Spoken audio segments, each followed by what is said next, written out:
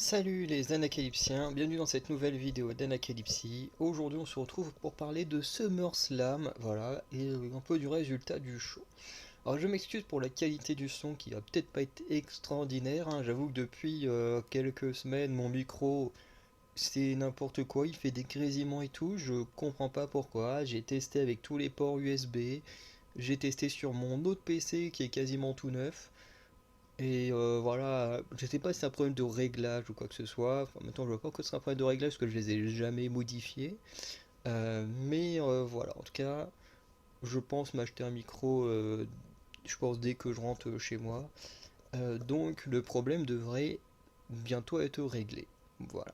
En tout cas, j'espère que cette dernière vidéo de catch dans cet état-là vous plaira tout de même et je m'en excuse à l'avance, hein. Je sais que c'est pas évident de pouvoir écouter avec des problèmes de son un peu relous. Du coup, on ouvre sur le premier match qui était Logan Paul contre Ricochet. Voilà, de mon pronostic c'était Ricochet, parce que je me suis dit il serait peut-être temps que les catcheurs arrivent à battre les stars. Bon, même si Logan Paul a perdu tous ses anciens combats, si je dis pas de bêtises, en tout cas il avait perdu celui contre Roman Reigns. Je sais plus qui c'est qu'il avait affronté. Ah non, il avait battu The Miz. Et je me demande s'il a pas combattu Seth Rollins ou quelqu'un comme ça et du coup il avait perdu. Bref, en tout cas, Logan Paul contre les catcheurs, je crois qu'il doit être à 2 victoires, 2 défaites, hein, une connerie du genre. Donc voilà, je me suis dit, bon, je préférais quand même que ce soit un catcheur qui gagne plutôt qu'une célébrité. Même si maintenant c'est plus ou moins un catcheur, hein, mais on n'oublie pas son passé. En termes de résumé, il s'est passé des choses intéressantes. J'ai nommé Ricochet qui part en People's Elbow de The Rock pour finir en moonsault. J'ai trouvé le clin d'œil sympa. Ricochet qui va contrer un Spanish Fly du tablier, même si l'atterrissage il est pas dingue, hein. Honnêtement, l'atterrissage ils sont à 2 doigts de se casser la gueule, ils perdent à moitié l'équilibre, mais ils se rattrapent quand même bien. Mais il faut qu'ils s'arrêtent. Faut qu'ils arrêtent de vouloir faire le show s'ils n'arrivent pas à maintenir leur prise comme il faut. Parce que là, honnêtement, la prise c'était une catastrophe. C'est toujours très beau les Spanish Fly, hein, on en voit souvent avec JD McDonough. Bon, même si aujourd'hui JD McDonough on le voit pas catcher. Mais lui il en fait des magnifiques et il se rate jamais. Là, ça fait 2 fois que je regarde un match avec Ricochet et Logan Paul où ils font des Spanish Fly, 2 fois où ils se ratent. Bon, ils en font un autre juste après qui est correct. Mais à chaque fois, ils essayent de rendre le truc impressionnant. Alors la prise est déjà impressionnante, mais ils essayent de rendre encore plus impressionnant. Sauf que ils se ratent à chaque fois. Donc arrêtez de faire ça et prenez soin de votre santé, hein. Voilà. On a un beau neckbreaker de la troisième corde de Ricochet sur Logan Paul. Alors ça c'est la première fois que je voyais un neckbreaker comme ça porter de la troisième corde. C'était plutôt cool à voir. J'ai mis une belle clothesline de Ricochet après un rebond sur la troisième corde. Je me demande même si c'est pas la photo que vous voyez. Euh, on a également un beau DDT après saut de la troisième corde de Logan Paul. J'étais impressionné. J'aime beaucoup ce genre de DDT, mais voilà, je savais pas que Logan Paul il l'avait dans son arsenal. Euh, Ensuite, on a Logan Paul qui va contrer le Shooting Star Press. On a un splash de Logan Paul après rebond sur la troisième corde qui était très très bien porté. Et Logan Paul du coup qui va esquiver un flip senton là. Enfin vous savez les vrilles où Ricochet finit en senton. Et mettra le Lucky Punch avec un point américain qu'un de ses potes est venu lui apporter. Et du coup, il va remporter ce match en trichant. Voilà. Du coup, voilà. Alors en commentaire, j'ai mis que Logan Paul a fait quelques pauses à la Hulk Hogan pour être détesté. C'est sympa, c'est une façon plutôt simple, hein, de se faire détester, de reprendre les mimiques d'une légende du catch.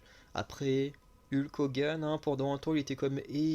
Enfin, la WWE faisait tout pour qu'on n'en entende pas parler à cause de ses propos. Je crois que c'était des propos racistes ou je sais plus quoi, mais Hulk Hogan il a quand même quelques casseroles à son actif ces dernières années. Donc je pense que s'il aurait voulu vraiment se faire détester, il aurait fallu qu'il prenne des pauses de Triple H. Je pense que là, ça aurait été encore pire la hit qu'il aurait reçue. Parce que je trouvais que le public, par moment, ça allait, mais je trouvais que dans le général, le public a été quand même assez moyen. Alors je sais pas si c'est parce qu'en termes de travail, de mixage son, le public a un peu effacé pour qu'on entende bien ce qui se passe dans le ring, ou est-ce que le public était vraiment moyen? Ça, c'est un autre débat. Mais Logan Paul, oui, j'ai mis Logan Paul au ralenti énormément le rythme du match, surtout au début. Ça s'accélère beaucoup sur la fin, mais sur le début, c'est très lent. C'est pas hyper cool à suivre, surtout pour un premier match. On s'attend à quelque chose qui te met qui te met dans le bain, qui te donne envie de continuer de regarder le show. Bah, honnêtement, moi j'ai mis un 3 sur 5 à Logan Paul contre Ricochet parce que le match était bon. Je suis resté dedans tout le long parce que bon, bah, voilà, je venais tout juste de me réveiller.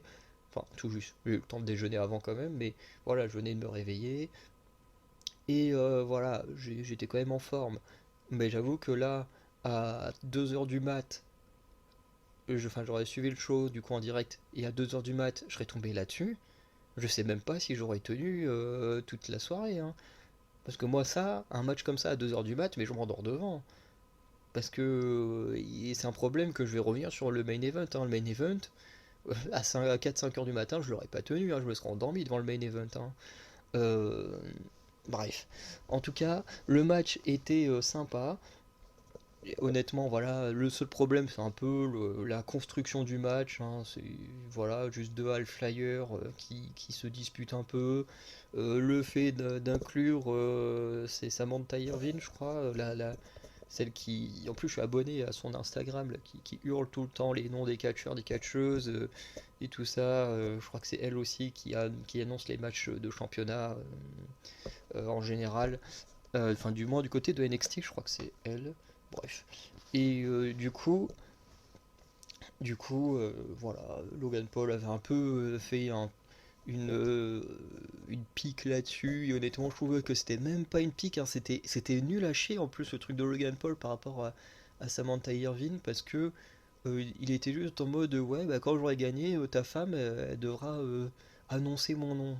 Bah ouais, mais de toute façon que tu fasses la pique ou pas, de toute façon elle va devoir annoncer ton nom si tu gagnes, hein. Enfin, je veux dire, il a tenté une pique qui était vraiment nulle à chier, franchement. Ouais, bof. Après le coup, à la fin, quand il a gagné, il a voir et qu'il disait, allez, vas-y, redis-le encore une fois que j'ai gagné. Ça, c'était cool. Mais la pique qu'il avait fait il y a 1 ou 2 semaines, mais elle était vraiment nulle à chier, hein, franchement. Les gens qui ont trouvé ça cool, bah, je sais pas qu'on ait pu trouver ça cool, hein, parce que franchement, c'est juste de la pure logique que s'il gagne, elles doivent annoncer qu'il a gagné, quoi. Bref. Mais en tout cas, voilà, 3 sur 5. Je me suis un peu ennuyé, c'était sympa. La construction du match, enfin de l'histoire et tout, ça m'a pas trop plu. Je m'attendais à un match spectaculaire, au final, bah, on n'a pas eu tant de choses spectaculaires que ça. Le move qui aurait pu être le plus incroyable, et ben ils l'ont complètement raté. Et le reste, bon bah voilà, on a eu des trucs classiques, hein, des sauts avec rebond sur les cordes, des DDT à partir du coin, des trucs comme ça. On en voit souvent avec les High Flyers, donc voilà, c'est un match un peu classique, quoi, pas un truc que tu vois que à SummerSlam. Donc pour moi, j'ai trouvé ça très décevant. Ensuite, Brock Lesnar contre Cody Rhodes, la revanche de la revanche, hein, un troisième match, une victoire de chaque côté. Voilà, j'ai pronostiqué Cody Rhodes, hein, oui, du coup, juste avant, c'est Logan Paul qui a gagné, alors que j'avais pronostiqué Ricochet. Là, j'avais pronostiqué Cody Rhodes. Voilà, commentaires dans le match, j'ai mis quelques commentaires. J'ai mis Cody Rhodes attaque Brock Lesnar avant même que la cloche sonne. Ça, j'avais trouvé ça intéressant pour montrer qu'il y a vraiment de l'intensité. Cody Rhodes, il attend pas, il attaque Brock Lesnar dès qu'il peut. Ça, j'ai trouvé ça intéressant. Petit dive de Cody Rhodes entre la deuxième et troisième corde. Ça, je trouve toujours ça sympa. Les mecs arrivent à passer entre les cordes comme ça. Je trouve toujours ça assez impressionnant. Parce que les mecs sont quand même bien baraqués. Bon, après, l'espace entre les cordes est quand même assez grand, mais quand même. Ensuite, on a Brock Lesnar qui enchaîne plein de souplexes. Et voilà, Lesnar qui veut faire perdre Cody Rhodes par décompte à l'extérieur. Ça, je me suis fait chier à ce moment-là. Alors, je comprends que certains aient pu trouver ça cool, que Brock Lesnar ne veuille pas de Cody dans son ring. Mais honnêtement, je me suis fait chier. À chaque fois, il le remettait dehors. Et puis il attendait. Et puis que je te mets un high five. Et puis que j'attends. Et puis, putain, je me suis ennuyé. Surtout que c'est Cody Rhodes. Ça aurait été quelqu'un d'autre, on aurait pu y croire. On aurait pu y croire. Mais avec Cody Rhodes, le mec, il est construit, mais pire que John Cena en 2008, 2009. Donc on sait que le mec il va pas perdre. Cody Rhodes, sa construction c'est pire que John Cena, donc tu sais que le mec il a quasiment aucune chance de perdre, quoi. Voilà. Et du coup, Brock Lesnar va même placer un F5 à l'extérieur du ring, comme je le disais. Cody Rhodes va revenir un peu, mais Brock Lesnar va le câbler direct avec un F5 sur la table des commentateurs. Cody Rhodes ensuite dans une souplex va arracher le coin du ring, qui, comme dans leur premier match, va servir un peu plus tard. Hein, voilà. Cody va nous placer le Cody Cutter, suivi d'un super Cody Cutter. Alors ça, j'avoue que j'ai adoré le super Cody Cutter. Je crois qu'on peut le retrouver sur l'Instagram de WWE, mais le super Cody Cutter quand il saute de la deuxième ou troisième corde là dans le coin, ça c'était vraiment magnifique. Brock Lesnar va placer une Kimura sur Cody Rhodes qui réussira à se traîner jusqu'aux cordes. Et ensuite, Cody Rhodes envoie Brock Lesnar dans le coin sans protection, forcément. Il va placer une Kimura, sauf que ça fonctionnera pas non plus. En plus, le dégagement de Brock Lesnar était un peu pourri, parce que genre il s'est juste soulevé, il a fait retomber Cody. Sauf que techniquement, il a pas pris vraiment de dégâts, mais c'était marrant de le voir Cody lâcher et vendre le truc. Et au final, Cody Rhodes va contre le F5, il va placer ses 3 crossroads pour la victoire. Bref, c'était nul à chier. C'était nul de chez nul, hein. Franchement, les matchs entre Cody Rhodes et Brock Lesnar, je l'avais dit dans ma vidéo pronostic, c'est vraiment les matchs que j'aime pas. Brock Lesnar, il a fait des très bons matchs, notamment celui de SummerSlam l'année dernière contre Roman Reigns, je l'avais adoré. Le match, par exemple, de Cody Rhodes contre Seth Rollins, je les avais adorés. Mais Cody Rhodes, Brock Lesnar, pour moi, ça matche pas. J'arrive pas à regarder les matchs avec ces deux mecs-là. À chaque fois, j'aime pas. Parce que, bon, là, je vais pas le faire d'aller retourner dans mes vieux fichiers pour essayer de retrouver quand est-ce qu'ils se sont affrontés et tout. Mais je sais très bien que les trois matchs Brock Lesnar, Cody Rhodes, je les ai tous les trois très mal notés parce que les trois, j'ai détesté ce qu'ils en font. Voilà. C'est quasiment à chaque fois, c'est Cody Rhodes qui se fait casser la gueule tout le match et qui revient au dernier moment et puis qui remporte le match parce que le super soldat il arrive à te foutre juste deux Cody Cutter, trois Crossroads et puis c'est bon, c'est suffisant pour vaincre Brock Lesnar. Et genre ça, c'est suffisant. C'est suffisant. Alors que tout ce qu'il a pris contre Roman Reigns l'année dernière, ça suffisait pas à le coucher. Qu'il fallait que Roman Reigns il se le mette sur Brock Lesnar pour que ce dernier se relève pas. Et là, juste ça, ça suffit. Enfin, je veux dire, faut arrêter quoi. Leur première victoire, enfin la première victoire de Cody Rhodes, à la limite que Brock Lesnar il soit fait piéger sur une soumission, enfin sur la soumission qui tenait, Cody l'a transformé en tombée, qu'il se fasse piéger là-dessus. À la limite, mais je crois que ça lui était déjà arrivé contre Bobby Lashley, donc c'est que le mec est très con au point de pas y réfléchir à ces trucs-là. Mais je veux dire, tu peux pas abattre Cody, enfin Brock Lesnar comme ça. Sans compter que bon, dans les commentaires j'ai mis la mère de Cody Rhodes et à nouveau aux abords du ring. Bon, ça c'est, bon, on s'en fiche, hein, c'est très bien que Cody Rhodes puisse ensuite célébrer avec sa maman. J'ai mis l'arbitre un moment, il recommence à compter à 1 alors que Cody Rhodes n'est pas rentré dans le ring. Ça j'ai pas compris. J'ai pas compris. Parce que vraiment, le nombre de fois où on a vu des catcheurs être disqualifiés parce qu'ils sont pas rentrés entièrement dans le ring, combien de fois on a vu ça, hein? On repense notamment au Survivor Series féminin il y a 2-3 ans, qui avait été gagné par Lana alors que Lana avait combattu personne. Enfin, si elle avait essayé de combattre, elle s'était pris une raclée, les autres lui ont dit tu restes sur l'escalier. Et ensuite, c'était Nia Jax et je sais plus qui combattaient sur du ring et qui, au moment de remonter dans le ring, l'arbitre il compte à 10. Comme ils n'étaient pas rentrés entièrement dans le ring, les deux étaient disqualifiés. Et comme il ne restait plus que Lana, c'est Lana qui a gagné. Donc, ce qui veut bien dire que pour que l'arbitre arrête de compter jusqu'à 10, faut rentrer entièrement dans le ring. Là, l'arbitre il compte. Cody Rhodes, il monte sur le tablier. Il monte sur le tablier. Brock Lesnar, il le repousse à l'extérieur. Et l'arbitre, il se remet à compter à 1. Tu dis, mais quoi?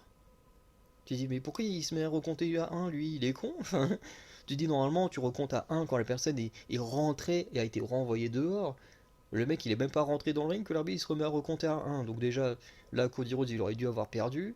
Cody Rhodes, qui utilise les escaliers pour frapper Brock Lesnar, il aurait dû être disqualifié parce que c'est un match simple.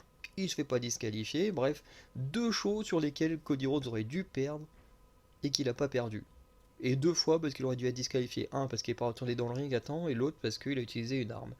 Mais c'était déjà le cas du deuxième match où Brock Lesnar il a gagné.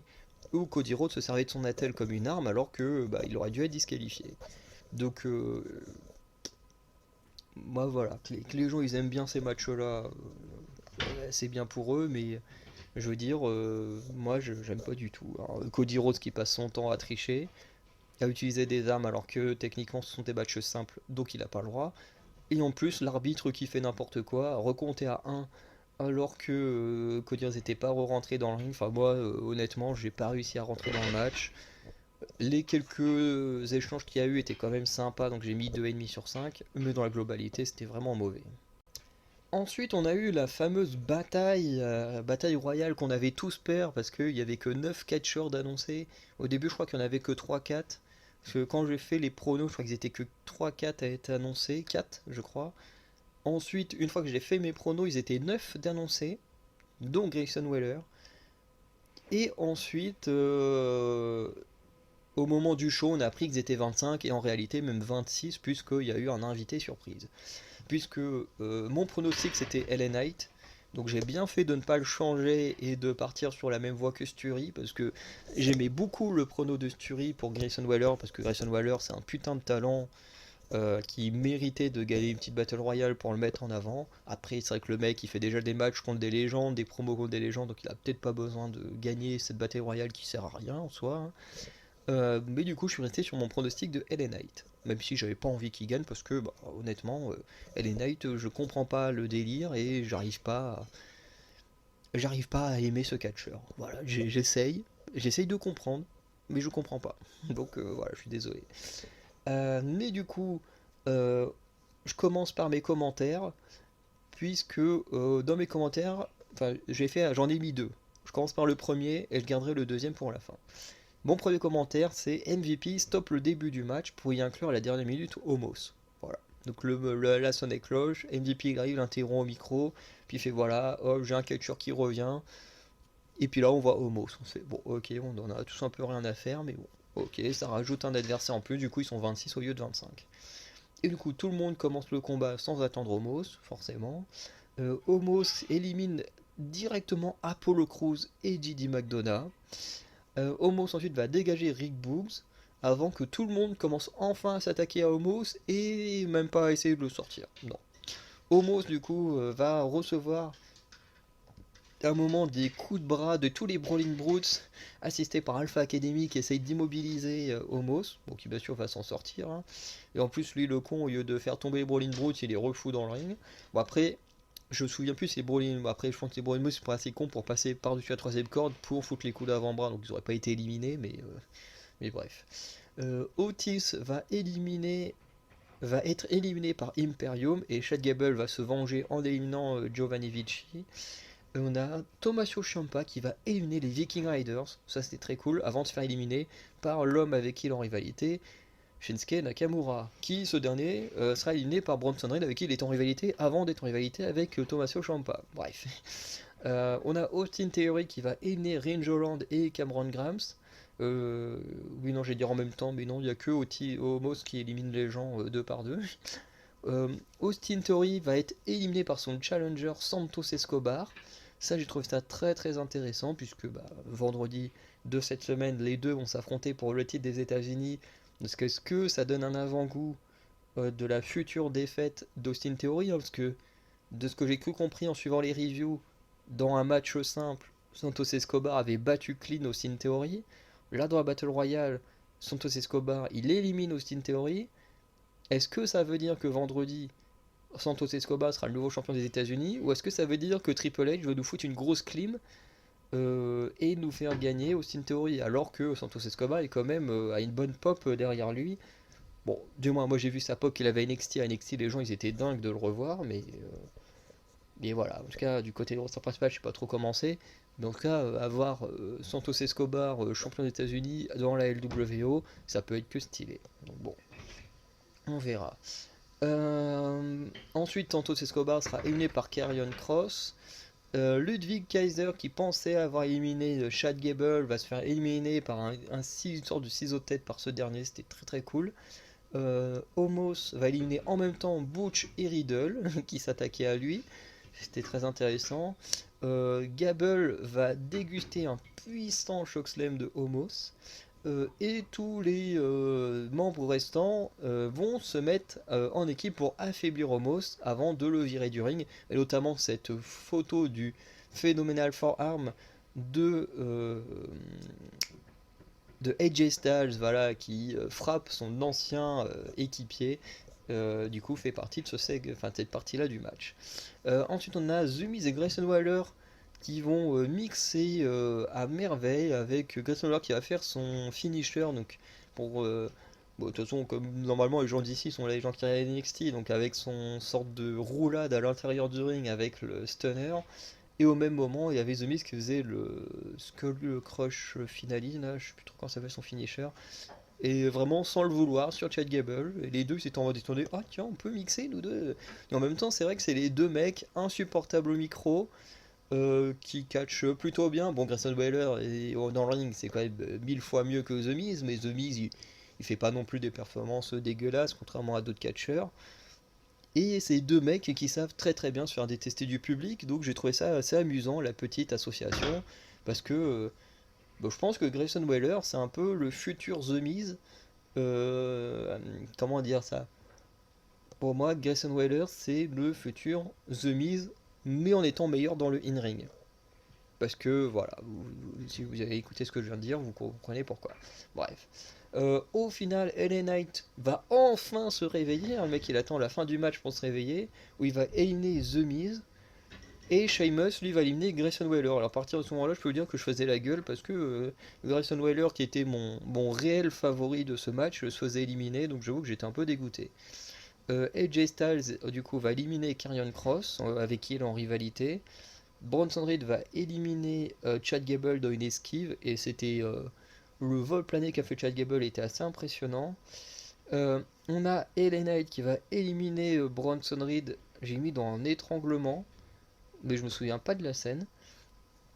Karrion Kross va empêcher Styles de faire son phénoménal forearm en du coup permettant à Sheamus de l'éliminer avec le Brogue Kick. Donc la rivalité Karrion Kross et J Styles c'est pas terminé. Et ensuite on a une finale entre Sheamus et LA Knight. J'ai juste noté une belly to belly over the head suplex de LA Knight sur Sheamus depuis la troisième corde. Il y a eu quelques petits échanges sympas mais sans plus, avec une victoire de LA Knight qui va éliminer Sheamus. Donc voilà, j'ai mis 2,5 sur 5 parce que les Battle Royale comme ça c'est toujours très fouillis, c'est toujours le bordel. On comprend jamais très bien ce qui se passe. Alors il y a quand même eu quelques petits trucs par rapport à des rivalités existantes, donc ça c'était intéressant. Mais le reste, on s'en bat les couilles. LA Knight, il gagne la Battle Royale en ayant éliminé à peine 2-3 personnes, hein. Je crois que c'est Omos qui a le record d'élimination dans cette Battle Royale. Mais LA Knight, il a quasiment rien fait du match. Il l'emporte à la fin, en sachant que la battle, il n'a pas d'importance, c'est pas comme les batailles d'André le Géant ou qui t'emmènent à quelque chose. En gros, il a juste gagné une battle royale. Donc, même si je suis pas fan de LA Knight, j'espère quand même que ça va lui permettre d'avoir un petit push, pourquoi pas sur un titre secondaire, même si, encore une fois, ce serait très bizarre d'avoir Santos Escobar et LA Knight sur le même titre, alors que les deux sont face. Est-ce que ça veut pas dire que Santos Escobar va perdre contre Austin Theory et que LA Knight va peut-être gagner le titre sur Austin Theory un peu plus tard? C'est une bonne question parce que pour moi LA Knight il a clairement pas ce qu'il faut pour vaincre Roman Reigns, hein. Le seul qui a ce qu'il faut c'est tout ce que c'est Cody Rhodes. Donc on se doute bien que LA Knight ça sert à rien de le pocher contre Roman Reigns pour ensuite qu'il reperde tout le momentum qu'il avait. Donc autant l'envoyer sur le titre des États-Unis, c'est peut-être un peu plus intelligent. Mais bon, en tout cas, je sais pas ce qu'ils vont faire de lui. Et voilà. Mon deuxième commentaire, un peu salé sur Triple H, c'est bravo, Triple H, de virer en premier les anciens d'NXT. Et oui, parce que si vous regardez qui sont les deux premiers qui ont été éliminés, Apollo Crews, JD McDonough, deux mecs que Triple H a fait revenir dans le roster principal pour ne même pas s'en servir et en plus les mettre dans cette Battle Royale et les éliminer direct, dès le début, comme des merdes.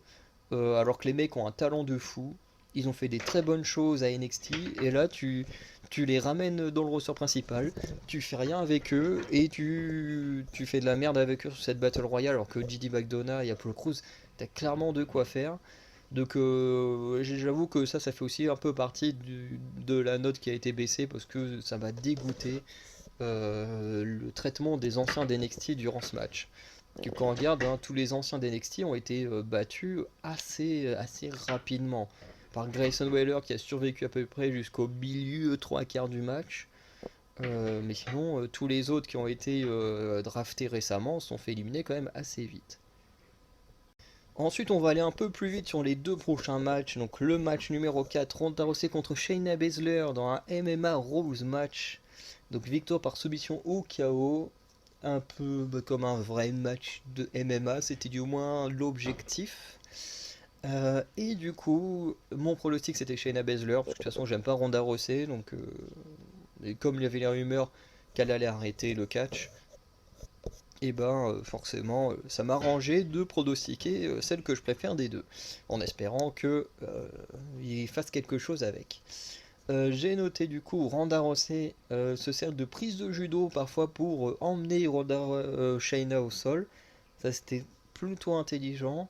Shayna Baszler à un moment va placer un beau kick dans la face de Ronda Rousey, je crois que c'est la photo que j'ai mis, parce que au début elle lui met des coups de pied dans la cuisse.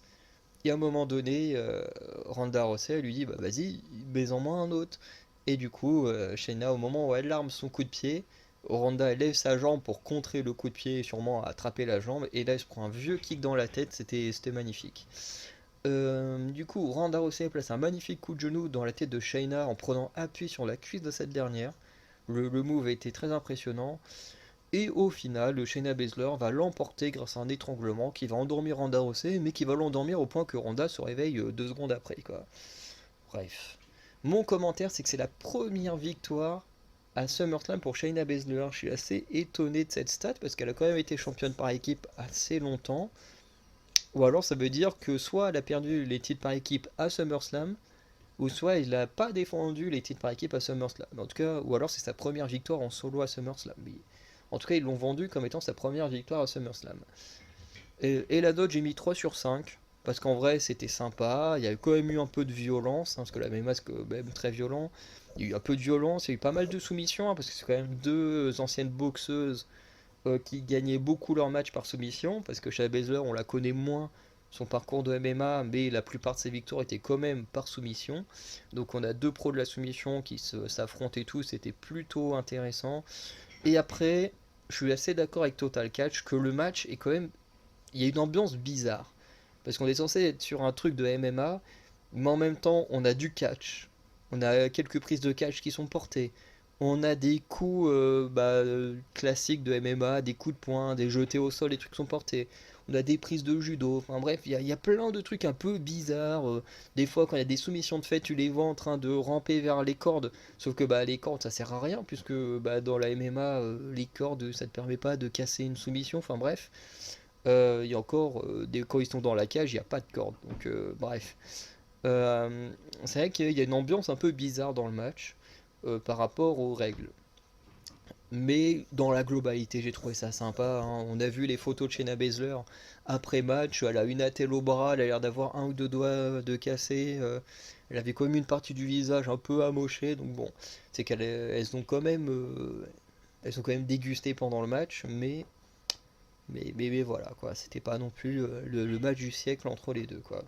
Et j'espère en tout cas que cette victoire de Shayna Baszler va l'aider à se propulser et qu'on récupère cette Shayna Baszler de NXT que tout le monde a envie de revoir parce que bon, ce que Triple H il en a fait et ce que Vince McMahon en a fait aussi juste avant dans le roster principal, c'est vraiment nul. Après les Mission Chamber où elle a détruit tout le monde, c'est devenu nul ce qu'ils en ont fait avec et j'espère qu'on va récupérer la Shayna Baszler que tout le monde a adoré à NXT. Ensuite, le cinquième match, du coup, on a eu Gunther contre Drew McIntyre pour le titre intercontinental. Mon pronostic c'était Gunther parce que déjà de 1 je voyais pas Gunther perdre, tout simplement, et de 2 apparemment on était à 30 jours du record de longévité du règne intercontinental. Donc évidemment, comme pour Roman Reigns, qu'ils n'allaient pas forcément stopper son règne là tant qu'il n'aura pas battu le record. Ils ont fait ça avec Roman Reigns, c'était sûr qu'ils allaient faire pareil avec Gunther, qu'ils allaient au moins le laisser passer le record avant de faire perdre le titre. En résumé, j'ai mis souplex de Gunther dans les escaliers, c'était plutôt sympa. Échange de coups d'avant-bras entre les deux, ouais, plutôt sympa. Gunther qui esquive le Claymore Kick pour envoyer son drop kick dans le coin, c'était vraiment très cool. Mais Drew McIntyre revient aussitôt et enchaîne avec une powerbomb et son DDT. Ça j'ai bien aimé, même si tu dis ah c'est quand même chaud hein, parce que quand même les mecs s'envoient des prises, des fois ils les vendent pas du tout, alors ça crée des enchaînements qui sont très cool, mais alors des fois ils vendent pas du tout les coups, c'est un peu bizarre. Euh, on a également un dive à l'extérieur de Drew McIntyre. Et Gunther revient pour contrer le Claymore King avec un drop kick et une powerbomb qui ne suffira pas. Tu vois, c'est ce que je disais. Le mec il se prend un gros dive à l'extérieur du ring et il revient direct drop kick, powerbomb. Et ça, des deux côtés, c'était pareil. Les mecs ne vendaient jamais rien. Ils prenaient des coups, mais ils vendaient pas. Ils se relevaient aussitôt. Ça m'a un peu dérangé, même si j'aimais bien les enchaînements. Ensuite, on a eu un splash de Gunther. Ça m'a étonné. Gunther qui saute de la troisième corde. Échange d'Atemi suivi d'un Claymore de Drew McIntyre, mais qui ne suffira pas.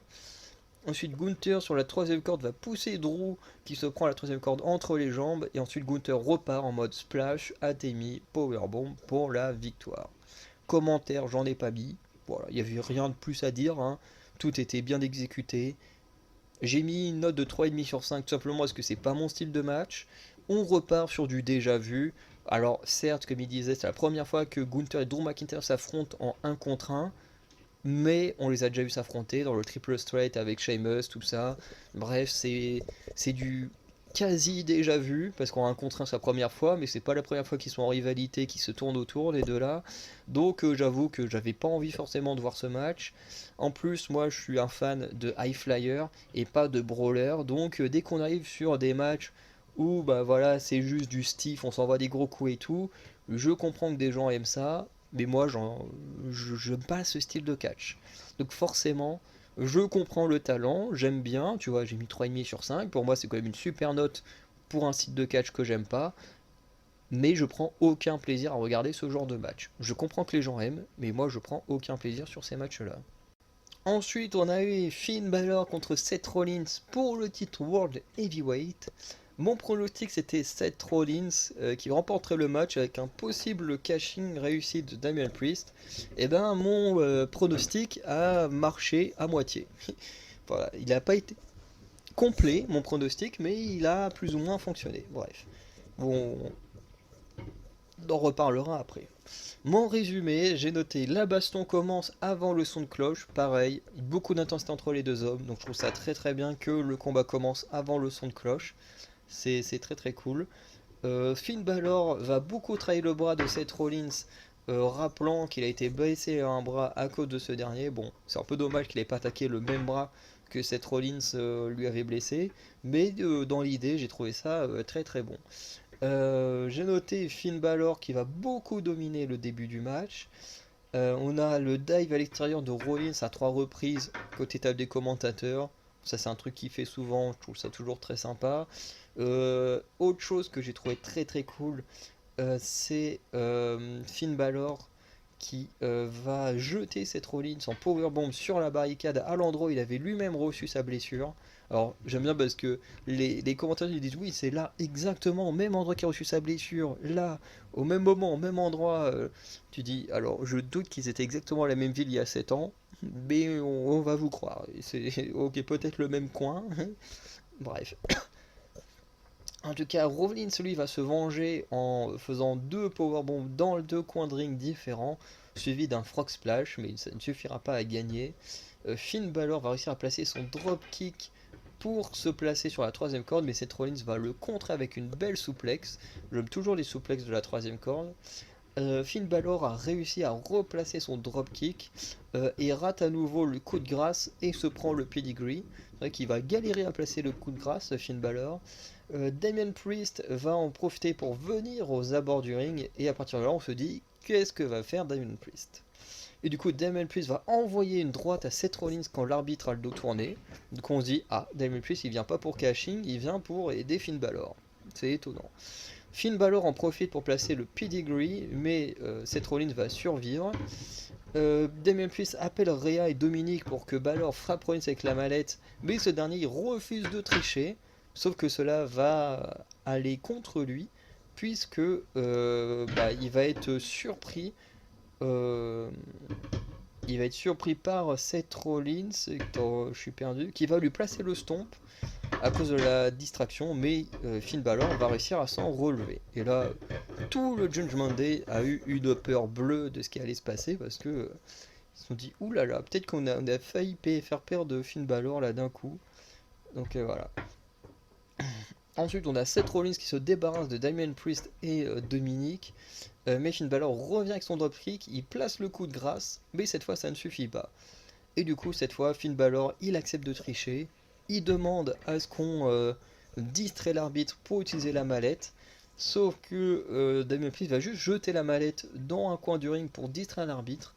Et au moment où Finn Balor il est à deux doigts d'attraper la mallette, il reçoit un stomp sur la mallette.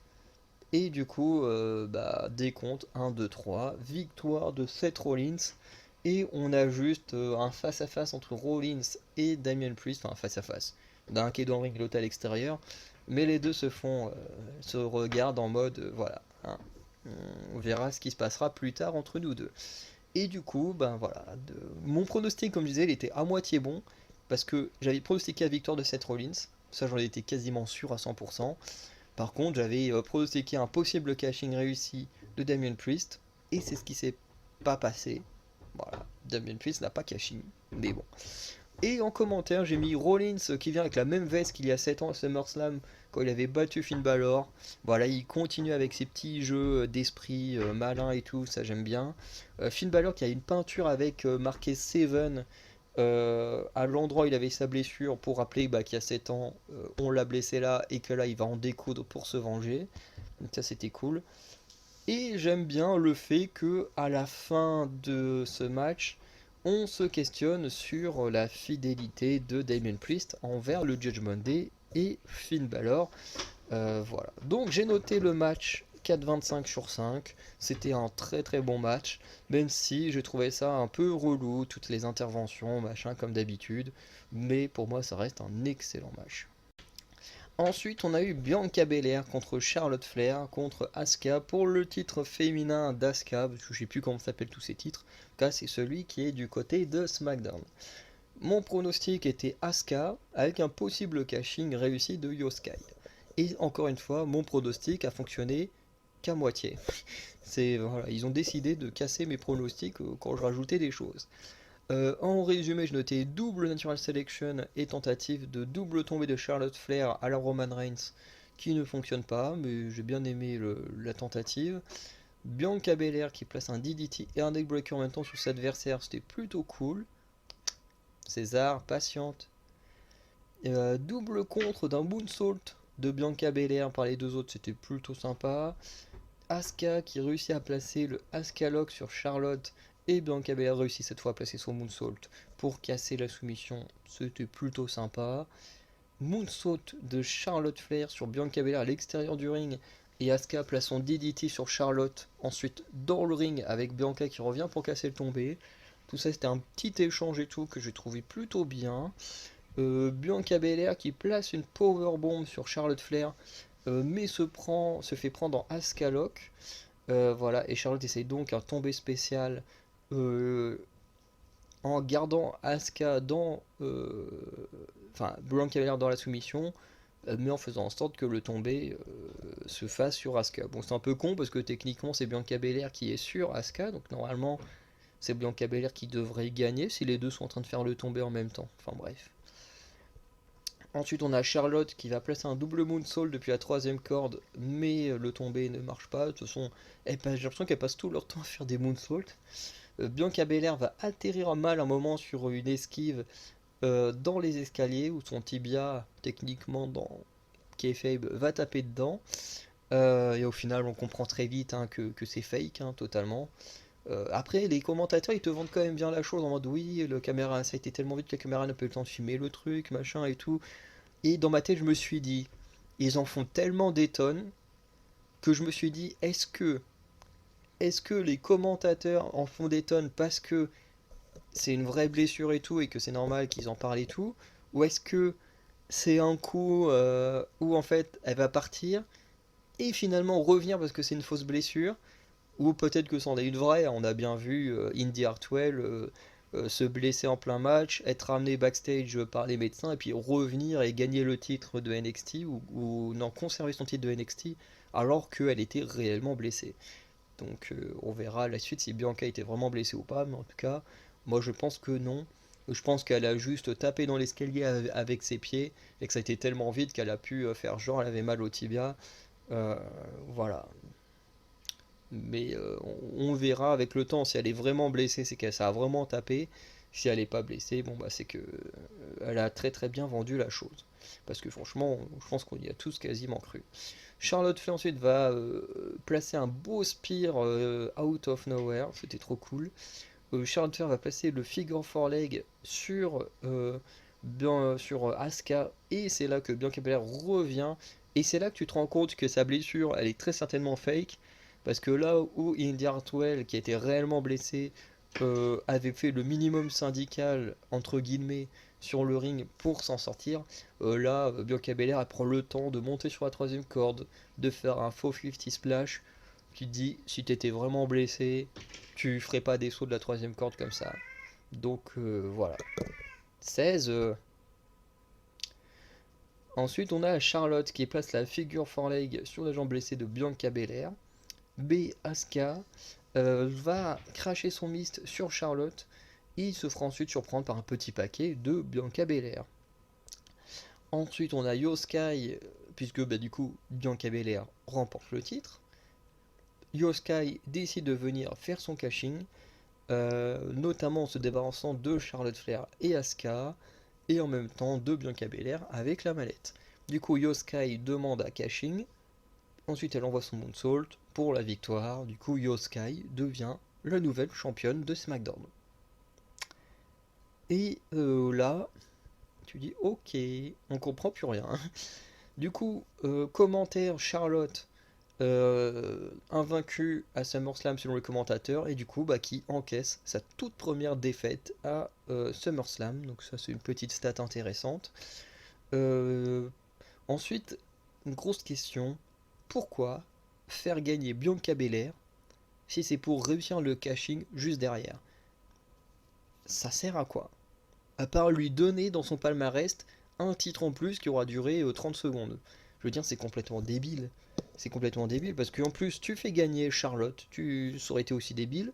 Tu fais gagner Asuka qui conserve son titre contre deux monstres. Ça aurait été très cool pour Asuka. Qu'ensuite elle perde par le cashing après un gros match, ça aurait été compréhensible. Mais là, je j'ai pas compris le délire de Triple H et de ses bookers. Pourquoi donner le titre à Bianca Belair et ensuite, 3 minutes après, lui faire perdre le titre grâce au cashing. Ça n'a aucun sens, c'est complètement débile. Bref. J'ai noté par contre la célébration de Damage Control au complet. On a Dakota Kai qui vient, alors je pense qu'elle est toujours blessée, mais qui vient pour la célébration et tout. Ça, c'était vraiment très cool. J'ai noté le match 4 sur 5. C'est peut-être le match que j'ai le mieux noté pour un match féminin du côté du roster principal depuis le début de l'année. Ce sera peut-être le seul hein, si ça continue comme ça. Mais voilà, en tout cas, je l'ai trouvé plutôt bon. Il y a eu beaucoup de tentatives de belles choses. Pas toujours bien réussi, mais il y a eu la volonté de faire quelque chose de bien et de correct. Et ça, je l'ai apprécié. Le caching de Io Sky, ça, j'ai bien aimé. On a une nouvelle championne en espérant qu'elle sera bien traitée. Parce que le règne de Bianca Belair, c'était une galère. Le règne de Asuka, c'était une galère. Donc on espère que celui de Io Sky va un peu changer les choses. Même si on a du mal à y croire quand on voit le règne de Rhea Ripley ou des championnes par équipe. Bref. En tout cas, mon pronostic, comme je disais, il était à moitié bon, puisque j'avais pronostiqué la victoire d'Asuka, elle a perdu, mais j'avais pronostiqué au passage le cashing réussi de Io Sky, ce qui ça s'est produit. Bref. Donc voilà, 4 sur 5, je trouve que c'est suffisant pour ce match. Et on termine avec le main event, Roman Reigns contre Jey Uso dans un tribal combat match qui est tout simplement un match sans disqualification pour le titre et le titre Undisputed et également le titre de Tribal Chief. Mon pronostic c'était Roman Reigns, hein, on savait tous que Roman Reigns ne pouvait pas perdre à SummerSlam, hein, s'il doit perdre ce sera à WrestleMania, mais pas ailleurs je pense. Et on a eu des belles choses. J'ai noté un beau dive de Jey sur Roman Reigns. Roman Reigns qui envoie son dropkick sur le tablier, j'aime beaucoup ce dropkick là. Roman Reigns qui va contrer un dive avec un coup de kendo stick et exploser son cousin avec les kendo sticks, je trouvais ça cool. Jey Uso va contrer le Superman Punch avec les kendo sticks, donc petite vengeance. Jey Uso qui envoie Roman Reigns par-dessus la troisième corde avec le kendo stick au lieu de son bras, j'ai trouvé ça assez innovant. Puis Jey Uso va faire un salto par-dessus la troisième corde, ce qui apparemment, selon les commentateurs, et c'est assez rare. Il fait des dives et tout, mais le salto comme ça, apparemment, c'est assez rare que Jey le fasse. Donc plutôt cool à voir. Ensuite, Roman Reigns va contrer le Uso Splash avec un Superman Punch. Ça, c'était impressionnant, parce qu'on s'y attendait pas du tout. Jey qui contre le Spear avec un petit paquet, suivi d'un super kick et du Uso Splash. Ça, c'était cool, mais pas suffisant. Jey Uso va attaquer Roman Reigns avec une chaise, alors que Paul Heyman le supplie de ne pas le faire, mais Jey Uso va juste écouter lui-même, hein, forcément. Hein. Alors que le public demande un coup de plus, Jey Uso va sortir plein de chaises du ring. En tout, il y en a 7, je crois, 7 ou 8. Avec celle qui était déjà dans le ring, hein, bien sûr. Roman va envoyer une powerbomb, notamment hein, sur Jey Uso, à travers le tas de chaises. Ça a dû vraiment faire mal. Et Roman Reigns va sortir une seconde table. Alors c'était marrant parce que le public était en train de l'insulter. 2 secondes après, le mec il sort une table, de coup tout le monde est en mode ouais, et tu dis mais putain, les publics sont vraiment cons. Putain, ils sont vraiment du débilité juste pour une table. Les mecs d'un coup ils acclament le mec qui était en train d'insulter 2 secondes avant. Tu dis ouais, très intelligent les mecs. Bref. Jey Uso sur le tablier va réussir à porter Roman Reigns, qui lui était dans le ring. Il va réussir à le porter sur ses épaules et envoyer un Samoan drop qui était magnifique à travers la table à l'extérieur du ring. Parce qu'il y en avait une à l'extérieur du ring et une posée sur un coin du ring. Ensuite, on a Jey Uso qui va frapper son cousin avec une sangle. Voilà, et ça fouette. Ça, c'est peut-être l'arme avec laquelle j'aimerais le moins me faire attaquer. Ou limite, il y a aussi le truc de la cloche, là, la sangle avec la cloche, on l'avait déjà vu dans le match entre Seth Rollins et Cody Rhodes, et également entre Blair Davenport et Roxanne Perez. Ça aussi, ça doit saquer, parce que t'as la cloche qui fait mal, plus le fouet de la sangle, et ouais, ça doit bien faire mal. Roman Reigns qui fuit il va fuir dans le public, voilà, pour forcément être aidé. Et oui, parce que alors que Jey allait faire passer Roman Reigns à travers une autre table qui était dans le public, Solo Sikoa va intervenir et placer le Spinning Solo à travers la table. Et Solo Sikoa, qui avait perdu contre Jey la veille à SmackDown, est de retour. Ensuite, on a Solo Sikoa qui ramène Jey Uso sur le ring pour reporter sa Spinning Solo.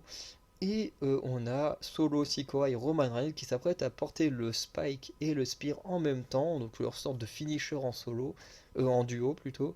Mais Jey Uso va réussir à esquiver et tirer Solo Sikoa qui va prendre le Spear à la place de Jey Uso. Et ensuite Jey va en placer un sur Roman Reigns qui ne suffira pas à remporter le match. Jey Uso ensuite va enchaîner les coups de chaise sur son frère et son cousin. Solo Sikoa va revenir protéger Roman Reigns avec un super kick sur Jey Uso. Et là on arrive à un moment plutôt intéressant, c'est Solo Sikoa qui refuse d'aider Roman Reigns à se lever. Et il a même le doigt prêt à frapper Roman Reigns. À cause de ça, du coup, Jey Uso va réussir à placer une spear sur Roman Reigns à travers la barrière. Du coup, Jey Uso envoie un super kick à Solo Sikoa, puis le place sur la table des commentateurs pour envoyer un splash parce que juste avant, Solo Sikoa a fait son choix de quand même agresser Jey Uso au lieu d'agresser Roman Reigns. Ensuite, on a Jey Uso qui va placer le Spear et le Uso Splash pour la victoire, mais non, parce que Jimmy Uso va tirer son frère jumeau à l'extérieur du ring, et celle-là, on s'y attendait pas. Jimmy Uso va placer un kick sur son frère jumeau, le placer dans le ring. Roman Reigns va en profiter pour faire un spear à travers la deuxième table qui était dans le coin du ring pour la victoire. Donc Roman Reigns, toujours champion indisputé et Tribal Chief. C'était évident. Qui pensait réellement que Jey Uso allait gagner? J'aurais bien aimé, mais personne n'y croyait. En commentaire, j'ai juste mis que ce que je trouve intéressant, c'est qu'à la fin de ce match, on a deux questions en tête. C'est à qui va la loyauté de Jimmy Uso? Parce que, quand même, le mec il s'est fait exploser par Roman Reigns et Solo Sikoa il y a 2-3 semaines, et il est blessé à cause d'eux. Enfin, je sais pas s'il est réellement blessé, mais en tout cas, si c'est une fausse blessure, il est blessé à cause d'eux. Donc, c'est pas logique qu'ils viennent sauver ceux qui l'ont blessé.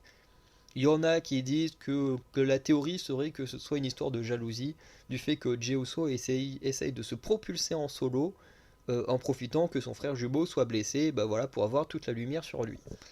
Ça peut être intéressant. Après, est-ce que cette histoire-là sera à la hauteur de tout ce qu'on a eu avec la Bloodline avant? J'en doute. Mais voilà, en tout cas, c'est un peu les théories que les gens ont pour l'instant. Et que de toute façon, on aura sûrement des réponses qu'à SmackDown vendredi de cette semaine. Et du coup, l'autre question qu'on peut se demander, c'est à qui va la loyauté de Solo Sikoa? Parce que effectivement, Solo Sikoa, il a aidé Roman Reigns pendant une partie du match, mais vers la fin, on a senti qu'il était en grosse hésitation, est-ce qu'il doit quand même aider Roman Reigns ou pas?